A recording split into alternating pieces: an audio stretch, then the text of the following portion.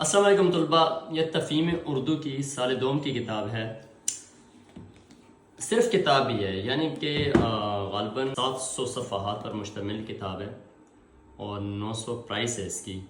بیٹا بالکل کسی بھی بچے نے یہ کتاب نہیں لینی، چونکہ بے مقصد کتاب بنی ہوئی ہے۔ مجھے ایک اسٹوڈنٹ نے دی تھی تو میں نے ان کے لاہور میں نے کال کی تھی کہ بھائی آپ نے اس پہ کیا کام کیا ہے، یعنی کہ بے مقصد کتاب ہے۔ اس کے اندر سوائے آپ کو لفظوں کے ڈھیر ہی نظر آئیں گے، لیکن اندر کام کی کوئی چیز بھی نہیں ہے۔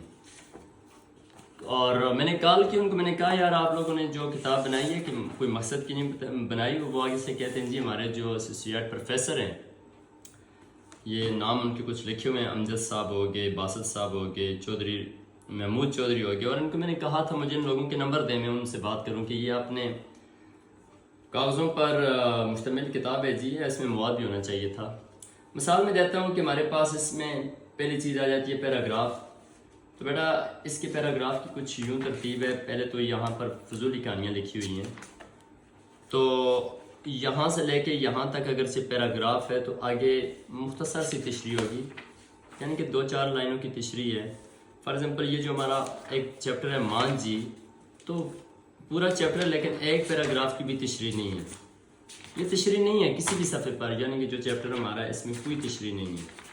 اور پھر مزید اس میں اگر آپ دیکھیں، مثال دیتے ہیں ہم، یہ ڈرامہ ہے ہمارے پاس رستم اور سیراب، تو بیٹا یہاں پر اس کو دیکھیں، عبارت نمبر 1 یہاں سے لے کر یہ ساری عبارت ہے یہاں تک، اور تشریح کتنی ہے؟ 1 2 3 4 5 6 سطروں کی اس کی تشریح ہے، بغیر کسی دلائل کے، نہ کوئی کوٹیشن ہے، نہ کوئی شعر ہے، نہ کوئی اس میں امدادی چیز ہے۔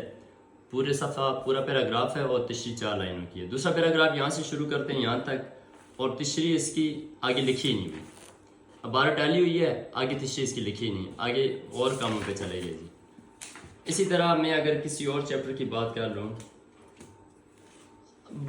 سارے چیپٹر ایسے ہی ہیں۔ میں اگر نظم کی بات کروں تو حمد اور نعت کی تشریح، انہوں نے نعت کی تشریح پتہ نہیں کی ہے نہیں کی ہوئی، کوئی تشریح نہیں ہے نعت کی بھی، یہ نعت چاہ رہی ہے، پیچھے ٹاپک نعت ہے، آگے کوئی بھی نہیں۔ میں روزے سے ہوں، یہ نظم ساری یہاں پہ گٹھی لکھی ہوئی ہے، آگے سے کوئی تشریح نہیں ہے، یہ صرف ایکسرسائز کا کام کیا ہوا ہے، فضول کام ہے۔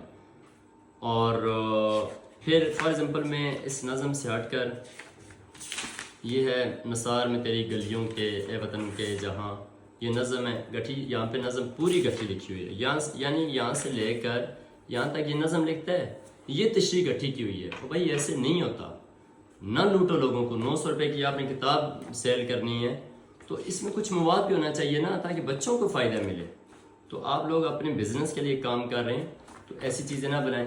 اچھا فار ایگزامپل یہ ہمارے پاس غزلیں آ رہی ہیں آگے، یعنی کہ پوری کتاب ہی کا یہ حال ہے۔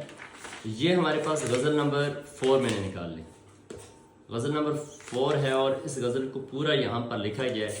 بیٹا یہاں سے لے کر یہاں تک اس غزل میں صرف انہوں نے کہانی لکھی ہوئی ہے، مواد کچھ بھی نہیں ہے، شاعر کا تعارف لکھا ہوا ہے۔ اتنا تو ہمارے پیپر کا کوئی تعلق نہیں ہے شاعر کے تعارف سے نا، یہ پوری غزل لکھی ہوئی ہے، آگے کوئی غزل کی تشریح نہیں ہے۔ یہ دیکھیں، یہ ایکسرسائز حل کی ہوئی ہے، یہ ساری ایکسرسائز حل ہے۔